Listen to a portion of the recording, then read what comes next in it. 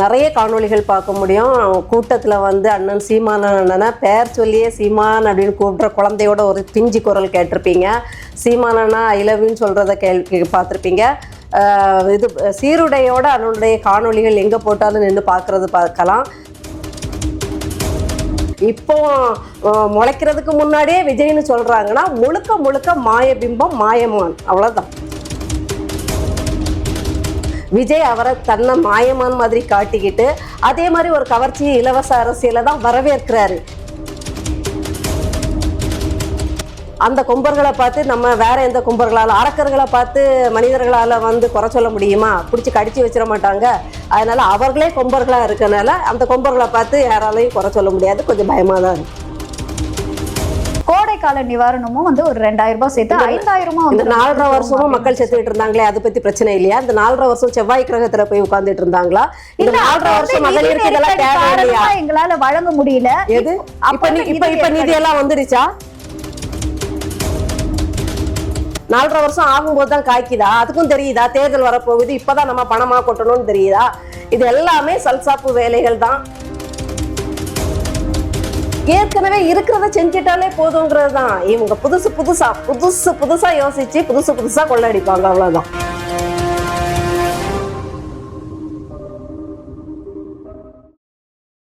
அரசியல் நகர்வு நேயர்களுக்கு வணக்கம். நான் உங்க தீபிகா. இன்று நிகழ்ச்சியின் சிறப்பு விருந்தினர் நாம் தமிழர் கட்சி ஆதரவாளர் குளோரியா அவர்கள். வணக்கம் மேம். வணக்கம் மேம். விஜய் அவர்கள் வந்து பொதுக்கூட்டத்துல பேசினதை நீங்க பார்த்திருப்பீங்க. அப்போ வந்து அவர் சொல்லியிருந்தாரு, அதாவது ஒவ்வொரு குடும்பத்தில் இருக்கக்கூடிய குழந்தைகளும் வந்து கியூட்டா வந்து அம்மா விஜய்க்கு ஓட்டு போடுங்க, விஜய்க்கு ஓட்டு போடுங்க அப்படின்னு சொல்ற வீடியோக்கள்லாம் நான் பார்த்துட்டு தான் இருக்கேன் அப்படின்னு சொல்லியிருந்தாரு. அப்புறம் கடைசியாக பேசும்போது எல்லாரும் விசில் சின்னத்துக்கு ஓட்டு போட சொல்லுங்கன்னு சொல்லி குழந்தைகளுக்கு வந்து சொல்லியிருந்தாரு. இதை நீங்க எப்படி பாக்குறீங்க?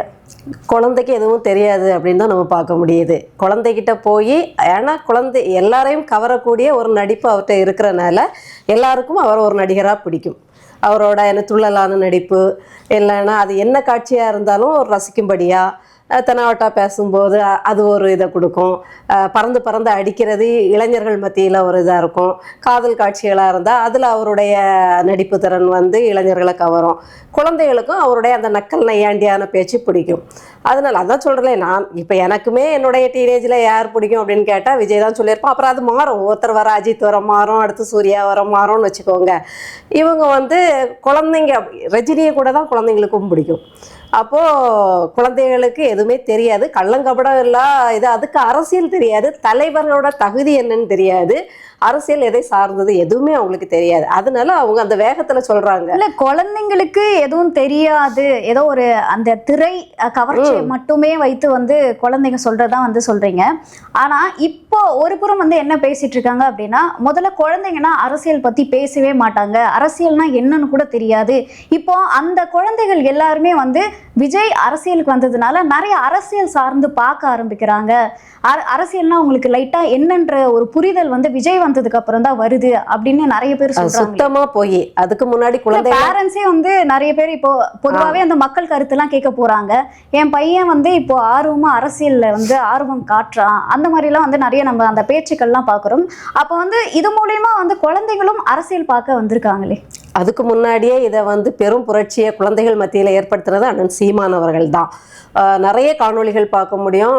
கூட்டத்தில் வந்து அண்ணன் சீமான அண்ணனை பேர் சொல்லியே சீமான் அப்படின்னு கூப்பிட்ற குழந்தையோட ஒரு பிஞ்சு குரல் கேட்டிருப்பீங்க. சீமானண்ணா ஐ லவ்யூன்னு சொல்கிறத பார்த்துருப்பீங்க.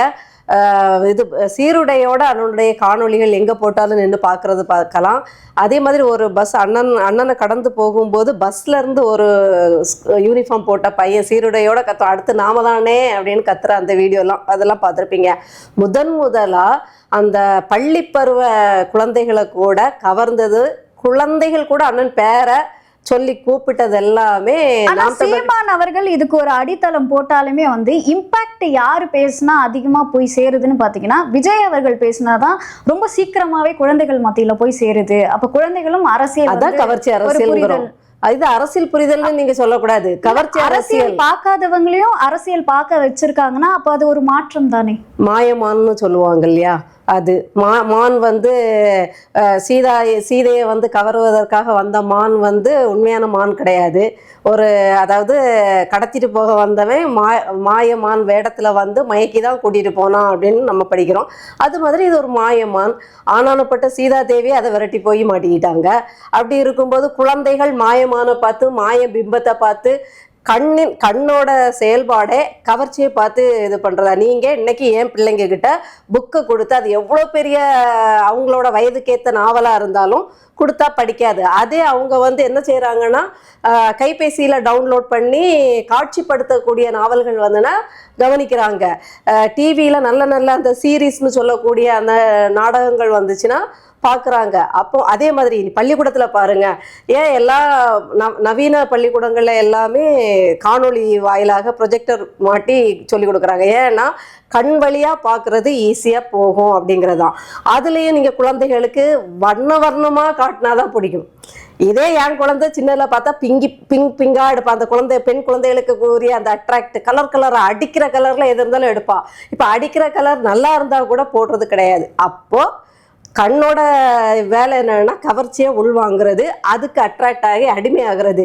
அப்புறம் அவங்க ஒரு தெளிவுக்கு வருவாங்க வளர்ந்த பிறகு. அரசியல் புரிதல்ங்கிறது அதுக்கப்புறம் தான், ஞானம் முளைச்ச பிறகு தான் வரும். இப்போ முளைக்கிறதுக்கு முன்னாடியே விஜய்னு சொல்கிறாங்கன்னா முழுக்க மாயபிம்பம் மாயமான், அவ்வளோதான். அதை நம்ம வந்து குறையும் சொல்ல முடியாது. இப்போ விஜய் அவர்கள் வந்து இலவசம் என்ன கொடுத்தாலும் வந்து வாங்கிக்குங்க, ஆனா ஓட்டு போடுறதுக்கு முன்னாடி வந்து யோசிச்சு ஓட்டு போடுங்க அப்படின்ற மாதிரி வந்து சொல்றாரு. அதுவே சீமான் அவர்கள் வந்து இலவசத்தை வந்து எதிர்க்கிறாரு. இந்த விஷயத்த வந்து நீங்க எப்படி பாக்குறீங்க?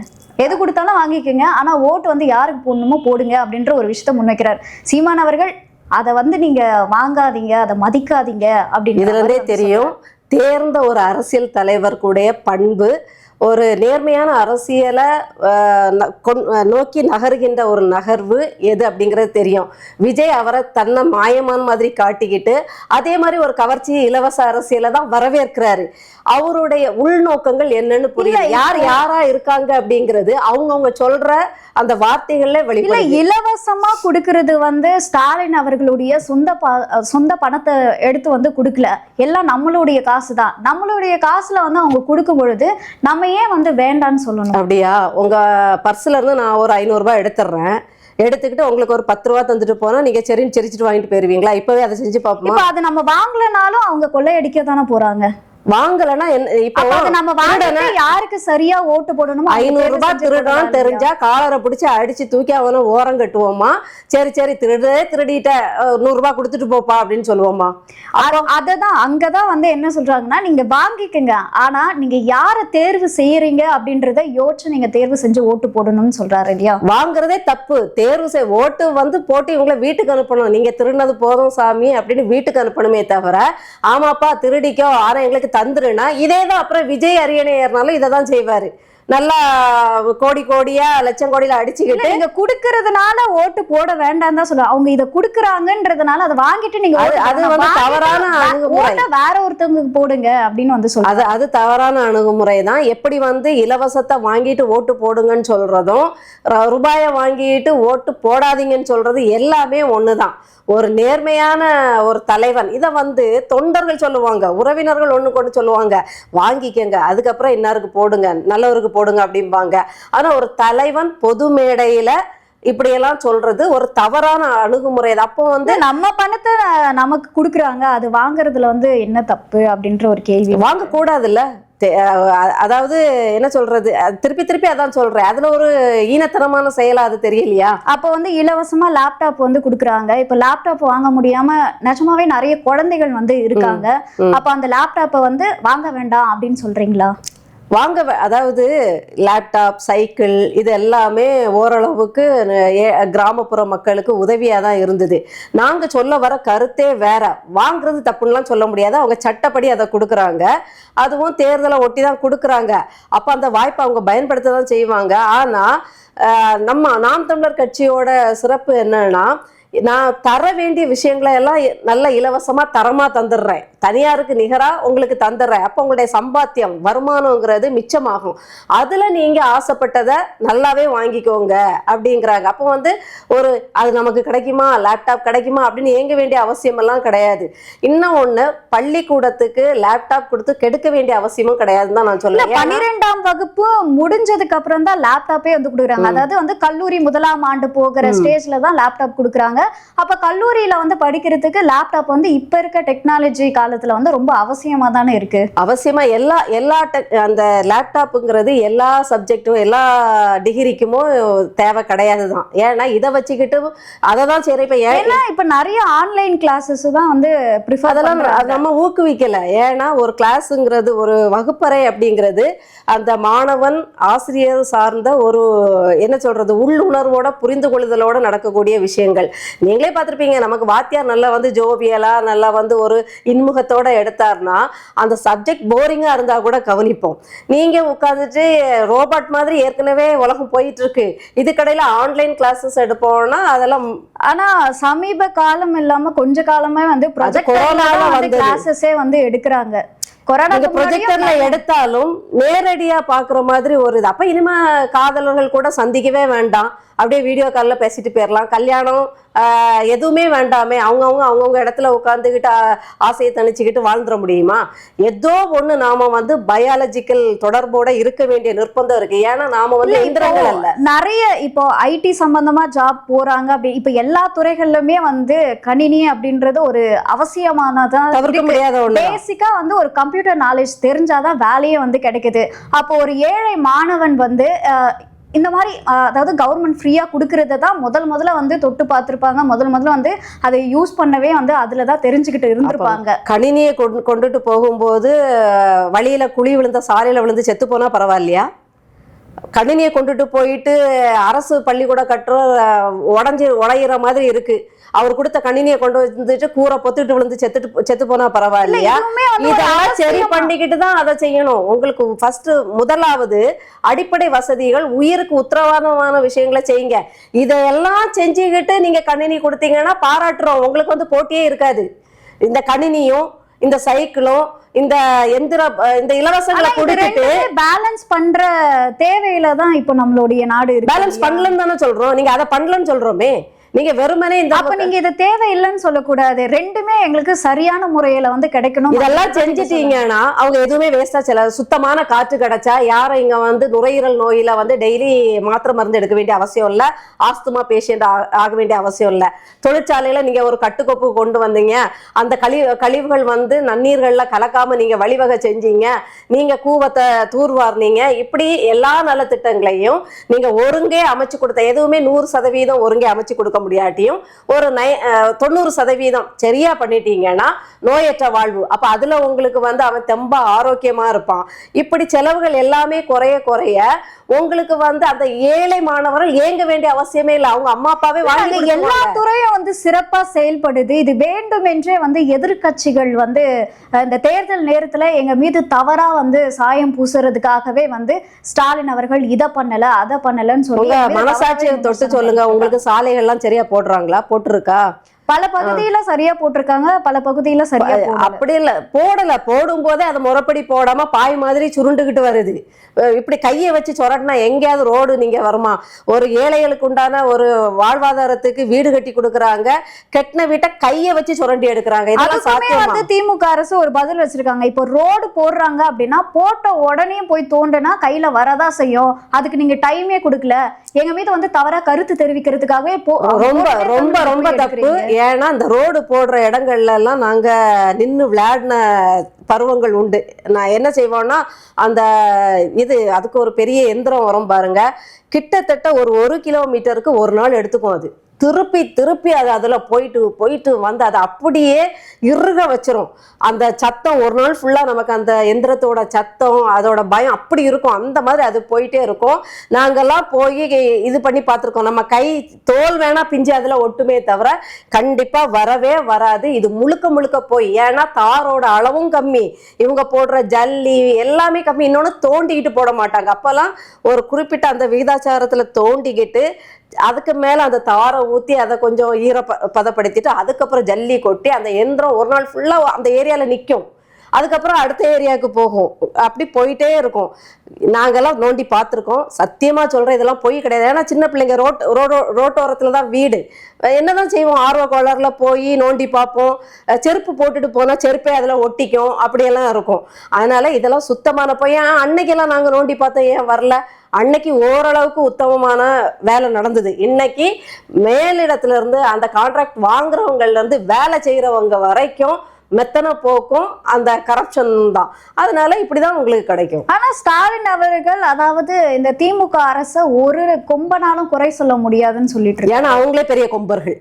அந்த கொம்பர்களை பார்த்து நம்ம வேற எந்த கொம்பர்களால், அரக்கர்களை பார்த்து மனிதர்களால் வந்து குறை சொல்ல முடியுமா? பிடிச்சி கடிச்சு வச்சிட மாட்டாங்க. அதனால அவர்களே கொம்பர்களாக இருக்கனால அந்த கொம்பர்களை பார்த்து யாராலையும் குறை சொல்ல முடியாது. கொஞ்சம் பயமாக தான் இருக்கு. இப்போ ஸ்டாலின் அவர்கள் வந்து இந்த மகளிர் உரிமை தொகை வாங்கக்கூடிய மகளிர்களுக்கு 5000 ரூபாய் வந்து வழங்கியிருக்காரு. இதை நீங்க எப்படி மேம் பாக்குறீங்க? எப்படிதான் பார்க்க முடியும்? எல்லாமே தேர்தல் அரசியலா தான் பார்க்க முடியும். வாக்கு பொறுக்குகின்ற பொறுக்கி கூட்டமா தான் பார்க்க வேண்டியது இருக்கு. ஒரு தருதலை கூட்டம் ஒரு பக்கம் பாடாப்படுத்துதுன்னா வாக்கு பொறுக்கித்தன அரசியலை தான் இவங்க பண்ணிட்டு இருக்காங்க. இதே எடப்பாடியார் காலத்துல ஏதாவது செஞ்சுட்டா உடனே ஐயோ குய்யோ பாத்தீர்களா, இவ்வளவு நாள் தூங்கினார் இப்போது செய்கிறார் பாத்தீங்களான்னு இவங்க ஒப்பாரி வைப்பாங்க. அம்மையார் ஜெயலலிதா காலத்துல அவங்க கூட கடைசி நிமிஷத்துல தான் அம்மா உணவும் கொண்டு வந்தாங்க. அந்த வெற்றி கூட நீங்க பாத்தீங்கன்னா ரொம்ப சின்ன சதவீதத்துல தான் அவங்க கடைசியா வெற்றி பெற்றிருப்பாங்க எடப்பாடியார் வர்ற அந்த ஆட்சியில. அதுக்கு ஒற்றை காரணம் என்னன்னா, கடைசி வருடத்துல அம்மா உணவு, அவங்க அம்மா உணவுன்னு அரியணை ஏறின உடனே எல்லாம் ஆரம்பிக்கல. கரெக்டாக தேர்தலுக்கும் கொஞ்சம் 6 மாதத்துக்கு முன்னாடியோ 1 வருடத்துக்கு முன்னாடியாகவோ ஆரம்பிச்சதா எனக்கு ஞாபகம். அந்த ஒரு அம்மா உணவுங்கிறது நடுத்தர மக்கள் மத்தியில் போய் சேர்ந்ததுனால தான் அவங்க வந்து திருப்பி அரியணை ஏறினாங்களே ஒழிய வேற எதுவும் கிடையாது. அப்பவும் இவங்க எல்லாம் என்ன விமர்சனம் வச்சாங்க, ஆட்சியை பிடிக்கிறதுக்காக அம்மா உணவும் வச்சிடுறாங்க, இவங்க வந்து கவர்ச்சி இலவசம் கொடுக்குறாங்க, அதை கொடுக்குறாங்க சொன்னீங்கல்ல. எடப்பாடியார் அதே மாதிரி கடைசி நிமிஷத்துல விவசாயிகளுக்கு ஏதாவது தள்ளுபடி பண்ணிட்டாருன்னா பாருங்க வாக்கு அரசியல் அப்படின்ட்டு ஏதோ புதுசா இவங்க மட்டும் கண்டுபிடிச்ச மாதிரி சொன்னீங்களா. இப்போவும் நாங்க சொல்றோம், இதெல்லாமே வந்து ஒண்ணு மக்களை வந்து இன்னும் வந்து பிச்சைக்காரங்களாவே வச்சிருக்கிறது, இன்னொன்னு வாக்கு அரசியல் தான். இல்லைன்னா ஏன் இதை முதலே செய்ய முடியல? இல்ல, இதுக்குதான் ஒரு காரணம் வச்சிருக்காங்க. அதாவது இந்த 3000 ரூபாய் வந்து எலெக்ஷன் வரதுனால 3 மாதங்களுக்கு வந்து தேர்தல் ஆணையம் எந்த பணமும் வந்து வழங்கக்கூடாது அப்படின்ற ஒரு விஷயத்த வந்து முன்வைப்பாங்க. ஸோ இன்னும் அதிகாரப்பூர்வமா அறிவிக்கல, இருந்தாலும் இது வந்து கண்டிப்பா நடக்கும். ஸோ மக்கள் வந்து அந்த நேரத்துல பாதிக்கப்படக்கூடாது அப்படின்றதுக்காக நாங்க முன்னாடியே கொடுக்குறோம். அது மட்டும் இல்லாம கோடைக்கால நிவாரணமும் வந்து ஒரு 2000 ரூபாய் சேர்த்து 5000 இந்த 4.5 வருஷமும் மக்கள் செத்துட்டு இருந்தாங்களே, அதை பத்தி பிரச்சனை இல்லையா? இந்த 4.5 வருஷம் செவ்வாய் கிரகத்துல போய் உட்கார்ந்துட்டு இருந்தாங்களா? இந்த 4.5 வருஷம் மகளிருக்கு இதெல்லாம் தேவையில்லையா? எங்களால வழங்க முடியல. எது இப்ப நிதி எல்லாம் வந்துருச்சா? இப்போ விஜயன் மூவிஸோட வருமானத்தை தூக்கி லாபத்தை தூக்கி போட்டுட்டாங்களா? ரொம்ப தியாகம் பண்ணிட்டாங்களா? வரக்கூடிய அவங்களுடைய அத்தனை வருமானங்களையும் தூக்கி போட்டு நிதியை சேர்த்துட்டாங்களா? அத்தனையும் மாற்றுத்திறனாளிகளுக்கு கொடுக்க வேண்டிய நிதியில இருந்து எடுக்கப்பட்டிருக்குன்னு பேச்சு வருது. ட்ரைபல் பீப்புள் இருக்கிற ஆதி திராவிடர் நலனுக்காக ஒதுக்கப்பட்ட நிதிகளை தூக்கி இதுல போடுறாங்க. அவங்களுக்கெல்லாம் எதுவுமே கொடுக்கல. இன்னைக்கு வந்து தேர்தல் அறிக்கையில சொன்னக்கூடிய எந்த பழைய ஓய்வூதிய திட்டத்தை அமல்படுத்தல. பணி நிரந்தரம் ஆக்குவேன்னு பணி நிரந்தரம் ஆக்கல. அதே மாதிரி இந்த போனஸ் கொடுக்குற இதுகள், போக்குவரத்து தொழிலாளர்களுக்கு உண்டான விஷயங்கள், நிலுவையில் இருக்கக்கூடிய இது எதுவுமே கொடுக்கறதுக்கு உங்களுக்கு நிதி இல்லை. ஆனா இன்னைக்கு ஓட்டுக்காக 5000 கொடுக்கறதுக்கு மட்டும் எப்படி நிதி வந்தது? இதுக்குன்னு மட்டும் நிதி உங்களுக்கு வந்து பிரத்யேகமா உரிமை தொகை தானே, இது எப்படி ஓட்டுக்கு காசு கொடுக்கறதா வந்து இருக்கும்? சொல்லிக்க வேண்டியதானே. இவங்க தான் வந்து பளபளப்பா பேர் வைக்கிறதுல கெட்டிக்காரங்களாச்சே. ஊனமுற்றோர்னு சொல்லக்கூடாது, மாற்றுத்திறனாளிகள் எல்லாம் ஒண்ணுதானே. அரவாணிகள்னு சொல்லக்கூடாது, திருநங்கைன்னு சொல்லணும். அடுத்தது வந்து பாத்தீங்கன்னா உரிமை தொகை. யாது உரிமை? எங்க பெண்களோட உரிமையெல்லாம் ஸ்டாலின் அவர்கள் வீட்லயும் அவங்களோட திமுக ஆட்சியிலையுமா கொண்டு விட்டுருக்கோம்? இது என்ன உரிமை? இருக்கிற உரிமையை பறிக்காம இருந்துட்டாலே போதும். அப்போ இது ஓட்டு அரசியல் தான். இவ்வளவு நாளும் செய்யாம இப்ப செஞ்சா அது ஓட்ட. அப்ப பீகார்ல மோடி அவர்கள் 10,000 கொடுக்கும்போது இதே வாய்கள் என்ன சொல்லிச்சு? பீகார்லயே தேர்தலுக்காக கொடுக்குறாங்கன்னு சொன்னாங்க இல்லையா? அப்படி பார்த்தா மோடி கூட பெட்டர் போல, இதுக்கு டபுளா கொடுத்துட்டாரு. இவங்களுக்கு அதை கூட கொடுக்க மனசு வரல. ஈயா பிச்சைகள் ஏதோ 5000 கொடுத்ததே பெரிய விஷயம் தான் நினைக்கணும். அப்போ மோடி அவர்கள் செஞ்சா அது உங்களுக்கு விமர்சனம் ஆகுது, நீங்க செஞ்சா ரொம்ப நல்ல. உங்களுக்கு வந்து மக்களை பத்தி அக்கறை, மக்களை பத்தி அப்படி எண்ணம், மக்களுடைய கனவெல்லாம் கேட்கறதுக்கு அவருக்கு இவ்வளவு வயசாயிருக்குங்க அப்பாவுக்கு. அப்பா எப்போ பிள்ளை பெத்தாரோ அப்பவே அப்பாவாயிட்டாரு. அப்பவே பிள்ளைங்களோட கனவு என்னன்னு அவருக்கு தெரிஞ்சிருக்கணும். ஏன்னா அவர் ஒரு காலத்துல யாரா இருந்தவர் தான், பிள்ளையா இருந்தவர் தான். அப்ப கனவு பிள்ளைகள் என்ன காணும்னு அவருக்கு தெரிஞ்சிருக்கணும். தெரிஞ்சுக்கிட்டு அப்பா என்னன்னைக்கு முடியுமோ, அப்பாவா ஆகும்போதே அவங்க எல்லாம் பணக்காரங்க தான், பிச்சைக்காரங்க கூட கிடையாது. அப்படி இருக்கும்போது அதாவது ஆட்சியில உள்ள அப்பா, ஆட்சியில வந்த அப்பாவாகிறது தான் சொல்றேன். அவங்க ஒன்ன உதயநிதிக்கு அப்பாவான கதையெல்லாம் நம்ம பேசுறோம்னு நினைச்சிடக்கூடாது. அதாவது ஆட்சி அரியணை ஏறி அதிகாரங்கிற ஒரு பண விஷயங்கள், அதாவது அதை நிர்வாக விஷயங்கள் உங்க கைக்கு வந்த பிறவே உங்களுக்கு வந்து இதை செயல்படுத்துற இடத்துக்கு நீங்க வந்துட்டீங்க. அப்போ ஒரு அப்பாவா நீங்க என்னென்ன கனவு கண்டிருப்பீங்களோ அதுதான் பிள்ளைகளும் கண்டிருக்கோம். கூடுதலா பிள்ளைகளுக்குன்னு தனித்துவமான என்ன கனவுங்கிறத நீங்க வளர வளர கண்டுபிடிச்சு என்ன செய்வீங்க, உங்களால முடியும் போது நிறைவேற்றுவீங்க. இப்ப எங்க அப்பா எங்களை வளர்த்தப்ப அவருக்கு பொருளாதார பின்னணி பெருசா இல்லை. எங்க கனவுகள் பலது எங்க கனவு அவருக்கு தெரியும், ஆனா பலர் அவரால் நிறைவேற்ற முடியல. அதை எங்களால புரிஞ்சுக்க முடிஞ்சுது. அதே ஏன் அத்தை மகளோட அப்பாவோ இல்லைன்னா என்னோட நண்பி தோழியோட அப்பாவோ அது செலவழிக்கிற இடத்துல இருந்திருப்பாங்க. அவங்க கண்ட கனவுகளை நினைச்சிருப்பாங்க, அவங்களால முடிஞ்ச அளவுக்கு நிறைவேற்றி இருப்பாங்க. இப்போ அந்த தோழி கேட்கும் போது அந்த விஷயத்தான் வந்து ஸ்டாலின் அவர்களும் முன்வைக்கிறாரு. ஏன்னா நாங்க இது ஏன் முதல்ல செய்யல அப்படின்னா, அப்போ எங்க கிட்ட போதிய அதாவது போதிய வந்து பணம் இல்லை நம்ம கிட்ட. ஆல்ரெடி எடப்பாடி அவர்கள் வந்து 4.5 லட்சம் கோடி கடன் வாங்கி வச்சிருந்தாரு. அதை வந்து வட்டி கட்டவே நமக்கு கரெக்டா இருந்தது. இப்பதான் இதெல்லாம் கொஞ்சம் சரிப்படுத்தி நாங்க வந்திருக்கோம். இப்பதான் ஏற்கனவே போராடுறதுக்கு தானே கொடுக்கணும். ஏற்கனவே கனவுல மண்ணள்ளி போட்டிருக்கீங்களே. நீங்க தேர்தல் அறிக்கையில என்ன கனவு கொடுத்தீங்க, என்னென்ன கொடுத்தீங்க? மற்றவங்களோட கனவை தானே அறிக்கையா கொடுத்தீங்க. உங்களை அதை செய்வோம் இதை செய்வோம் அப்படின்னு கொடுத்தீங்களா? அப்போ முதலாவது நீங்க நிறைவேற்ற வேண்டியது ஏற்கனவே நீங்க புரிஞ்சு வச்சிருந்த கனவை தானே. அதை நிறைவேற்றாம இப்ப இதை நிறைவேற்ற, அதுலதான் வந்து கிட்டத்தட்ட 80% மேல வந்து பூர்த்தி செஞ்சுட்டோம். இன்னும் ஒரு சில திட்டங்கள் மட்டும் தான் நாங்க இல்லையே. எங்க மாசத்துல பண்ணிருவோம் அப்படின்னு சொல்றாங்க. எங்க செய்யவே இல்லையே. அதையதான் நாங்க கேட்கிறோம். 4.5 வருஷத்துக்கு அப்புறம் தான் உங்களுக்கு நிதி கிடைக்குதுன்னா அதுக்கப்புறம் 4.5 வருஷமா அந்த செடி பூக்கலையா, பனங்காய்ச்சி மரம் வந்து காய்க்கலையா? 4.5 வருஷம் ஆகும்போது தான் காய்க்குதா? அதுக்கும் தெரியுதா தேர்தல் வரப்போகுது, இப்பதான் நம்ம பணமா கொட்டணும்னு தெரியுதா? இது எல்லாமே சல்சாப்பு வேலைகள் தான். ஓட்டுக்காக அவங்க செய்யறதுதான். சொல்லிக்கிட்டே இருக்க வேண்டியதான். இதேதான் இப்ப எடப்பாடியார் அவர் காலத்துல சொன்னாரு, கடன் கூடிச்சு, கஜானா காலி, எதுவுமே இல்லை, நான் என்ன பண்ணேன்னு சொன்னாரு. அப்ப நீங்க தையத்தக்கான்னு குதிச்சிங்க. அப்போ ஆமா உண்மைதான், கஜானா காலி அப்படின்னு போக வேண்டியது தானே. அப்ப மட்டும் எடப்பாடியார குறை சொல்றீங்க. ஆக மொத்தத்துல இவங்க மாத்தி மாத்தி குறை சொல்லுவாங்க. அப்புறம் நீ திருட நான் திருட இல்லம்பாங்க. இப்படி இதேதான் இவங்களுக்கு வேலை. ஆனா ஆங்கிற ஒரு வார்த்தை மட்டும்தான் வித்தியாசமே தவிர 2 பேருக்கும் 4.5 வருஷம் தன்னுடைய குடும்பத்துக்காக நிதிகளை சேர்க்கிறதும், 4.5 வருஷத்துக்கு அப்புறமா தேர்தல் வரும்போது தான் பொதுமக்கள் பார்வையிலே வருவாங்க. அவங்களுக்காக கொஞ்சம் அதுல பிச்சு போடுறது தான் அவங்களுக்கு வேலை. ஒரு எவ்வளவு மோசமான அப்பாவா இந்த ஆள் இருக்காருங்கிறதுக்கு இதுதான் எக்ஸாம்பிள்ங்க. முடியும் போது இத்தனைக்கும் இவங்க அப்பா இவர் ஒன்றும் புதுசா கட்சி ஆரம்பிச்சு புதுசா அந்த இலங்கையில இப்ப புதுசா ஒருத்தர் அதிபர் ஆன மாதிரி இவர் புதுசா ஒன்றும் அரியணை ஏறல. இவங்க அப்பா காலத்துல இருந்தே இவருக்கும் அரசியல்ல இவர் இருக்காரு. இவங்களுக்கு நமக்கு ஒரு கனவு இருக்குங்கிறது இப்பதான் தெரியுதுன்னா நாம கேட்கிற கனவெல்லாம் இவங்க சரியா பண்ணிட்டாங்களா? என்ன சரியா பண்ணியிருக்காங்க? ஓட்ட வசல் இல்லாத பஸ் விட்டுருக்காங்களா? இல்லைன்னா கல்வி கட்டணம் இல்லாத உயர்கல்வி கல்லூரிகள் இருக்குதா? தரமான கல்வி இருக்குதா? ஆசிரியர்களுக்கு ஒழுங்கான சம்பளங்கள் இருக்கா? ஆசிரியர்களுக்கு ஓட்ட உடைச்சல் இல்லாம பஸ் விட்டுருக்கீங்களான்னு கேக்குறீங்க. ஆனா ஸ்டாலின் அவர்கள் சொல்றாரு, நான் இந்த மாதிரி எலக்ட்ரிக் பஸ் வந்து கொண்டு வந்திருக்கோம். அது மட்டும் இல்லாம இப்போ எந்த ஊர்ல ஓடுது? சென்னையில தான் அப்படியா? நான் இன்னும் பார்க்கல. அதுக்கப்புறம் இப்போ விண்டேஜ் பஸ் இப்போ வந்து நம்ம சென்னையை சுத்தி பார்க்கணும் அப்படின்னு சொன்னா 50 ரூபாய் டிக்கெட் எடுத்துட்டு சென்னையில வந்து சுத்தி பார்க்கலாம். மக்களுக்காக வந்து இந்த பல்வேறு விஷயங்களை நாங்க பண்ணிட்டு இருக்கோம். அதுக்கப்புறம் பஸ் விடலன்ற ஒரு குற்றச்சாட்டை வச்சுட்டு இருக்கோம். இன்னைக்கும் கிராமப்புறம் நீங்க சென்னையில மட்டுமே விட்டுட்டீங்கன்னா செஞ்சது கிடையாது. இன்னும் நான் எலக்ட்ரிக் பஸ் எல்லாம் பார்க்கல. அப்படின்னா பார்க்கலன்னா அது வந்து எல்லா ஏரியாவுக்கும் போகலன்னு அர்த்தம். கிராமங்கள்ல இன்னைக்கும் நாங்க வந்து அந்தந்த தொகுதிகள்ல என்னென்ன பிரச்சனை அப்படின்னு கொஞ்சம் அலசி ஆராயும் போது பெரும் பிரச்சனையா இருக்கிறது குடிநீர் பிரச்சனையும் இந்த பேருந்து வசதியும் மருத்துவ வசதியும் தான். அப்போ பேருந்து வசதி இல்லாம இன்னைக்கு அரசு பள்ளி மாணவர்கள் எவ்வளவு கஷ்டப்பட்டு போறாங்க. மட்டுமே இப்போ ஒரு கிராம பகுதியில வந்து எவ்வளவு பேர் இருக்காங்க, அதை எவ்வளவு பேர் பயன்படுத்துறாங்கன்ற அடிப்படையில மட்டும்தான் வந்து ஒவ்வொரு பகுதியும் பேருந்து விட முடியும். 2 பேர் 3 பேர் கஷ்டப்படுறாங்கன்றதுக்காக அந்த இடத்துக்கு பேருந்து வந்து விட நீங்க கவனிச்சீங்களா என்னன்னு தெரியாது. இதுக்கு முன்னாடி காணொலியில பார்த்திருப்பீங்க, ஏதோ ஒரு நாடு பேரெல்லாம் மறந்து போச்சு. போச்சு. ஒரு பனி நிறைந்த பகுதி. அதில் கிராமத்துல இருந்து ஒரே ஒரு பெண்ணோ ஆணோ குழந்தை தான் இங்கே நகர்ப்புறத்தில் படிக்க வருது. அதுவும் எத்தனையோ கிலோமீட்டர். அந்த ஒரு குழந்தைக்காக ட்ரெயின் விடுறாங்க. அப்போ அவங்க உண்மையான அப்பா இருக்கிறாரு. அங்க ஒரு குழந்தையோட கனவு என்னன்னு தெரிஞ்சுக்கிட்டா புரிஞ்சுக்கிட்டா அப்பா இருக்கிறாரு. இங்க உதயநிதியோட கனவு என்னன்னு தெரிஞ்சுக்கிட்டா அப்பா, இன்பநிதியோட கனவு என்னன்னு தெரிஞ்சுக்கிட்டா அப்பா, செந்தாமரை அவர்களோட கனவு என்னன்னு தெரிஞ்சுக்கிட்டா அப்பா, தன்னுடைய அண்ணன் தம்பிகளோட கனவை தெரிஞ்சுக்கிட்ட அப்பாவா தான் இவரு இருக்காரு. 4.5 வருஷத்துக்கு அப்புறம் தான் நமக்கு இப்படி ஒரு மனுஷ ஜென்மங்கள் தமிழ்நாட்டில் இருக்குங்கிறதே தெரியுது. எத்தனை வருஷம் 50 வருஷம் கழிச்சு உங்க கனவு என்னன்னு கேட்கிறாருன்னா இது எவ்வளவு பெரிய சுயநலவாதிகளா இவங்க இருக்காங்க. இது எவ்வளவு அபத்தமா இருக்குது. நம்ம கனவு என்னன்னு இவங்களுக்கு தெரியாம தான் இவங்க ஆட்சியாளர்களா இருக்காங்களா? மக்களோட நாடி துடிப்பு தெரிஞ்சுதானுங்க ஒரு தலைவர் வரணும்.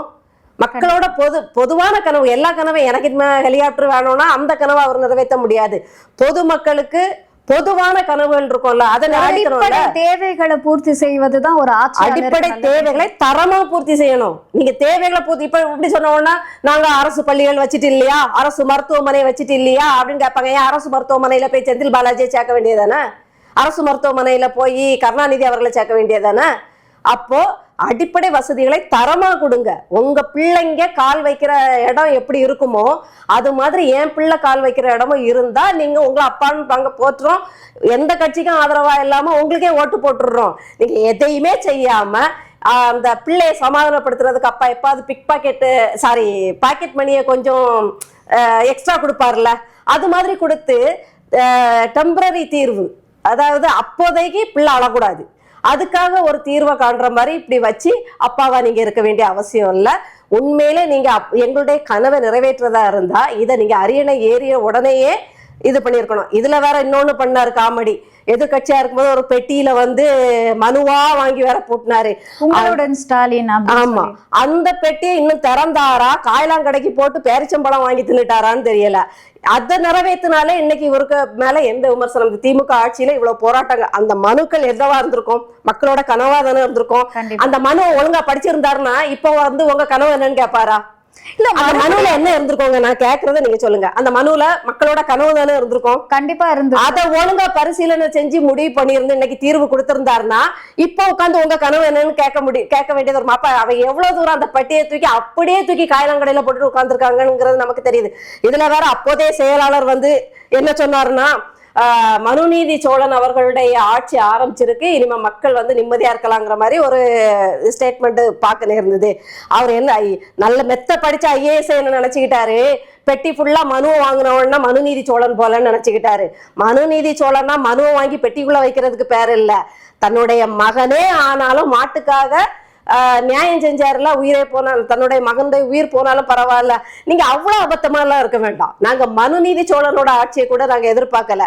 நீங்க ஒன்றும் அதுக்காக உங்க பிள்ளைகளை காவலா கொடுக்க வேண்டாம்.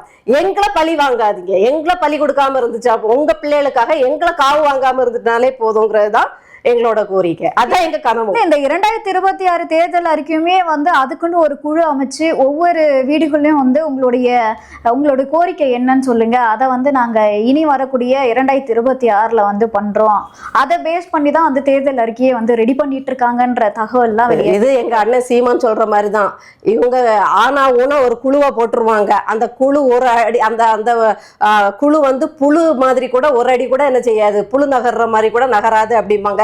எல்லாமே கண் துடைப்பு தாங்க, எல்லாமே கண் துடைப்பு தான். உங்களுக்கு நான் ஏற்கனவே சொன்ன மாதிரிதான், பெட்டி நிறைய கனவுகளை வாங்கிட்டு போயிருக்கீங்க.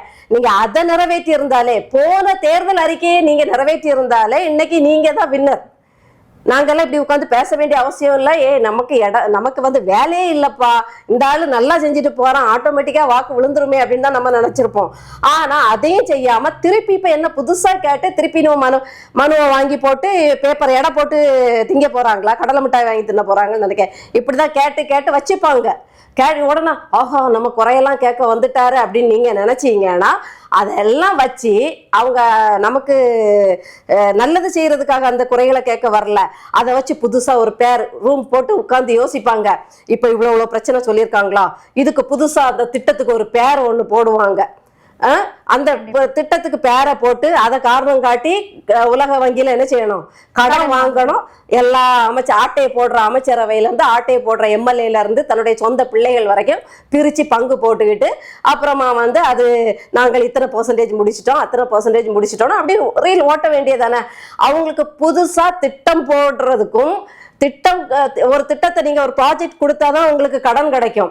அதுக்காக தான் இதெல்லாம் நகர்வுகள் பண்றாங்களே தவிர ஏற்கனவே இருக்கிறத செஞ்சிட்டாலே போதுங்கிறது தான். இவங்க புதுசா யோசிச்சு புதுசா கொள்ளடிப்பாங்க, அவ்வளவுதான்.